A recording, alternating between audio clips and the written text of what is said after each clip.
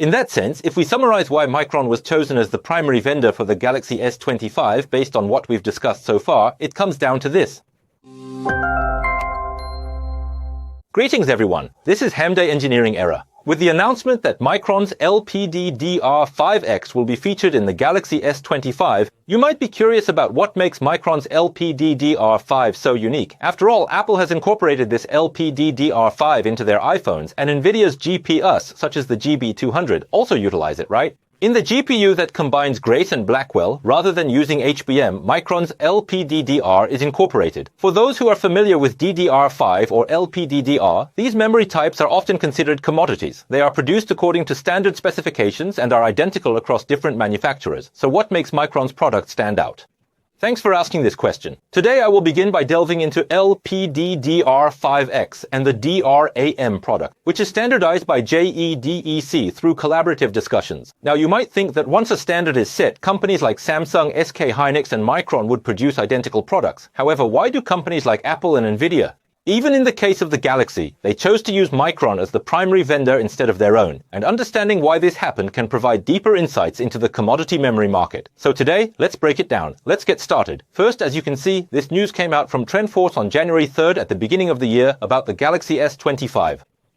Micron's LPDDR5 memory will be integrated. As the discussion progressed, it became clear that Micron's LPDDR5X was chosen as the primary vendor. But why Micron? Samsung manufactures similar products, so why not use their own? It seems that many of you have had a lot of inquiries about this. Recently, the most talked about product in the DRAM sector has been HBM. But there are also other types like LPDDR5 and DDR5, right? Memory types such as LPDDR and HBM are generally produced by memory companies. These companies are responsible for manufacturing all these products. There exists a specific organization where not only memory companies but also institutions that use this memory, such as Intel, AMD, and NVIDIA, come together to establish unified standards. This organization is known as JEDEC. What you're currently looking at is a screenshot that I captured from the JEDEC website, where there is an update about the DRAM standards. JEDEC stands for the Joint Electron Device Engineering Council, and this is a part of their ongoing updates. It sets and manages global standards for semiconductors.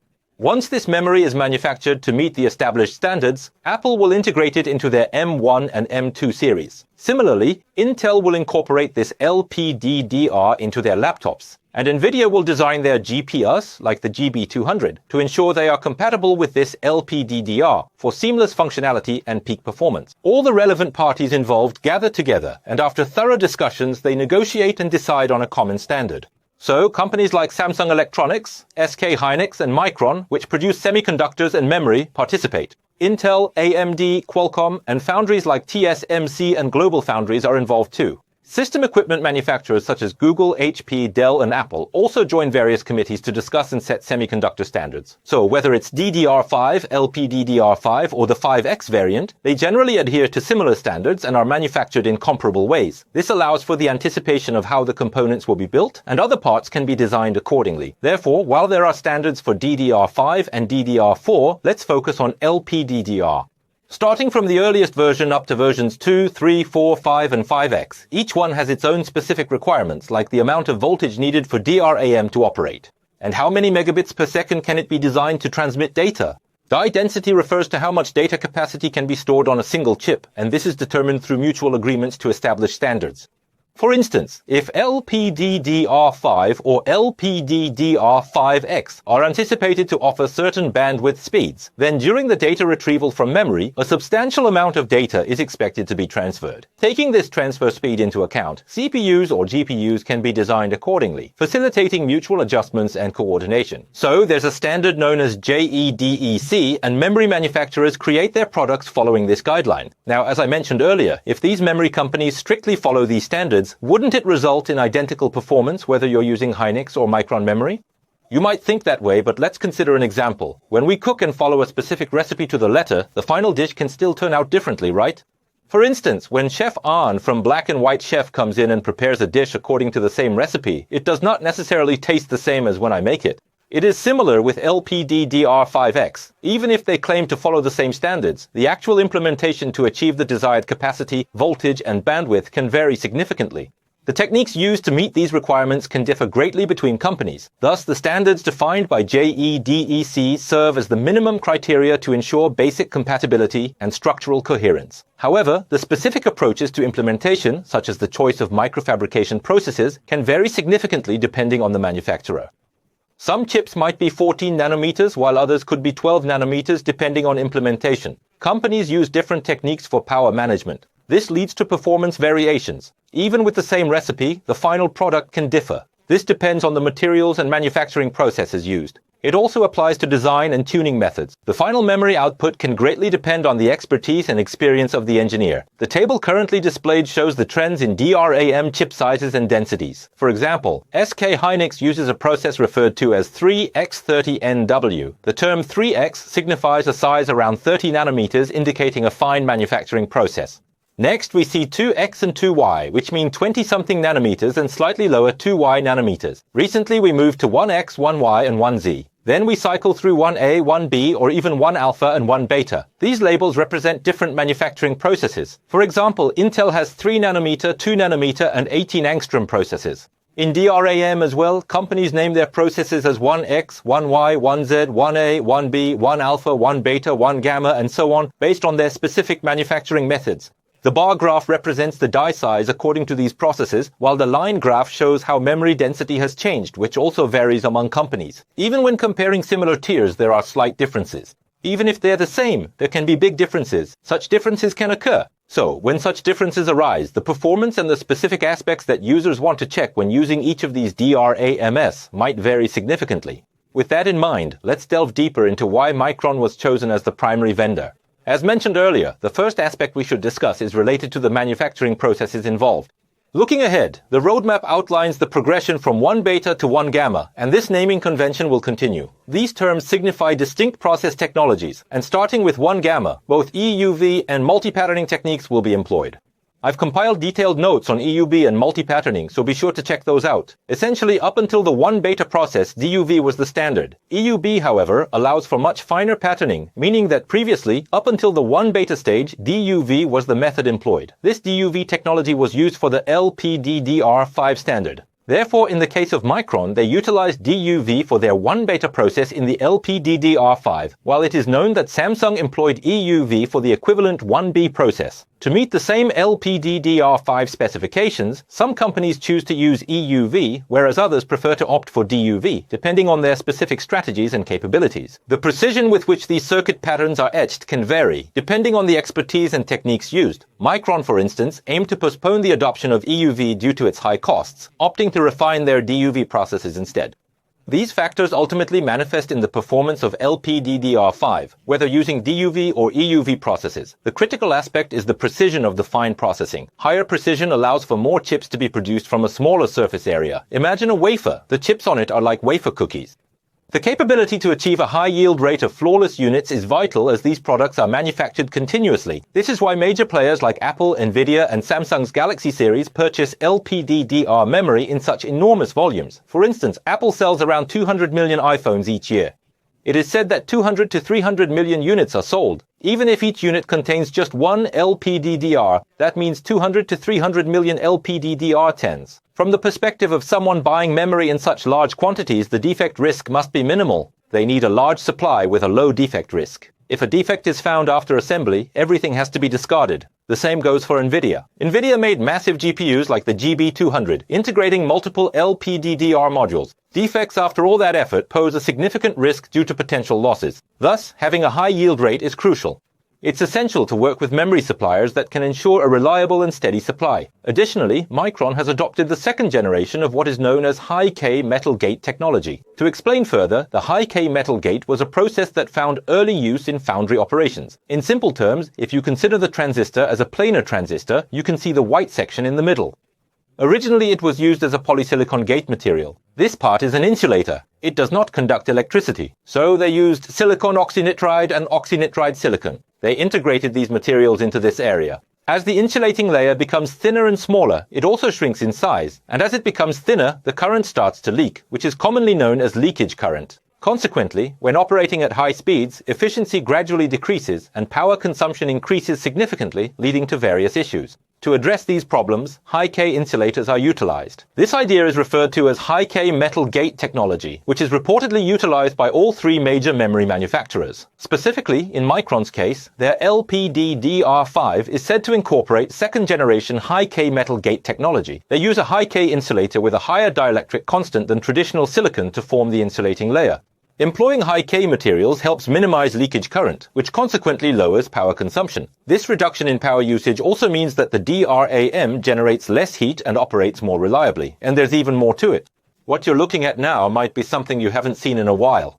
This is called an eye diagram. It's used when making DRAM to ensure it communicates with the CPU or AP. Application processors or CPUs like the Grace CPU and the GB200 need to communicate with each other. So it's not just about the memory working alone, the processors must be optimized together. This process is called bus training, and there are various types. What is bus training? It involves aligning the memory with the processors to ensure smooth communication. Between the memory and the processor, there's a pathway known as a bus. Along this bus, clock signals travel back and forth, and the memory modules need to align with these signals to ensure proper data transmission. I illustrated it as a square wave, but in practice it appears more smeared. This is referred to as an eye diagram, where the signals are overlapped and represented. As you overlay and draw them, a general statistical pattern begins to emerge. SNR, which stands for signal-to-noise ratio, indicates the amount of noise mixed in with the actual signal. In this segment, it appears quite dense, while the other part looks much cleaner. Typically, if it doesn't get too distorted, this section appears shorter, but the denser part remains thick like this. It indicates that when using an eye diagram, data signals can be transmitted over the bus effectively. This ensures smooth communication between the DRAM and processor, known as training. Transmitting data involves electrical signals switching between conducting and not conducting. As the path from the DRAM to the processor lengthens, these signals gradually, as electrons move out, they can become blurred and distorted. In an ideal scenario, the signal should match precisely every time, but it requires constant verification and adjustment, which can result in discrepancies if not executed properly. This is because each DRAM manufacturer employs different training algorithms, and the synchronization process with various processors also varies, adding to the complexity. Thus, it is quite likely that the existing vendors will continue to be used for better compatibility. Apple has selected Micron's DRAM as a reference vendor. While Micron alone may face capacity constraints, it is probable that the same suppliers will be retained. As a result, when analyzing this eye diagram, it appears neat and circular, resembling an eye. When the eye pattern appears in this way, it indicates a clear signal. By examining the eye diagram, we can evaluate the signal margins and other characteristics. It is most beneficial to continue collaborating with the memory company we have been working with for such analyses. What you see here is actually a depiction of DDR-DRAM, not LPDDR. However, in this instance, you can notice that it mentions a temperature sensor. It measures the temperature, but why does it do that? When the temperature inside the DRAM increases, it automatically reduces the clock speed or adjusts the voltage to cool down. You can adjust it to run less intensively to reduce the temperature. This will greatly affect power and heat depending on how well it works with the processor. In addition to that, what you are currently observing is a technology commonly referred to as system-in-package, which essentially involves integrating DDR3 memory within a single package. EEPROM. In the context of ARM processors, various components are brought together into a single package. This method, known as system-in-package, integrates elements like system-on-chip, DRAM, NAND, and others. For instance, in an iPhone, this approach is widely used to maximize space efficiency and reduce the thickness of the device. Consequently, the memory cannot simply be purchased and inserted. It must be precisely optimized to occupy the designated space. First, you need to carefully consider the interface and the thickness and be aware of how much heat it will generate. Companies like Apple and NVIDIA design these elements. Additionally, there's the POPI package, package on package, where memory is placed on top of the processor, which helps reduce the overall footprint. From the beginning, it's not just about buying and installing standard legacy products as is. You need to customize their designs. For instance, if Micron has been collaborating with NVIDIA or Apple, it's highly likely that this partnership will continue into the next generation of products. At HILD, we will see Apple's M3 die shot, where everything is designed to allow LPDDR to interface seamlessly. These factors need to be integrated early in the design phase. Therefore, it is essential to collaborate closely with the memory manufacturer from the very beginning, rather than simply purchasing and installing a DRAM chip. Starting from the prototype phase, it's essential to obtain samples and evaluate them for heat generation and potential issues. While these are often seen as commodities, they are nearly customized nowadays. With the integration into a single SoC, collaboration at these stages is crucial. Of course, it would be a bit better than doing a complete customization. However, these factors can influence the choice of a specific memory vendor. In that context, if we summarize the reasons why Micron was selected as the primary vendor for the Galaxy S25 based on the discussions we've had so far, it boils down to these key points. Despite the company's tendency to stick with their own advantageous methods for bus training, Micron, initially a secondary vendor, might have been promoted due to substantial issues encountered with the primary vendor. There are only a few aspects that can be adjusted. As I mentioned earlier, temperature control and analyzing the eye diagram for bus training could lead to packaging issues. With various conditions potentially not being met, it's plausible that the S25 couldn't incorporate it in the end. This is my personal speculation. The main takeaway from today's discussion about Micron is this. Even though I mentioned that certain companies prefer specific DRAMs, when it comes to designing something, for example, if you want to design something that uses LPDDR, while you can just insert a DIMM into a PC, when you need to design it as a package like an SoC, you need to consider factors like process stability and high yield rates early on. Once the set is fully assembled, any recall costs would be incurred, so it is inevitable to choose memory with sufficient stability.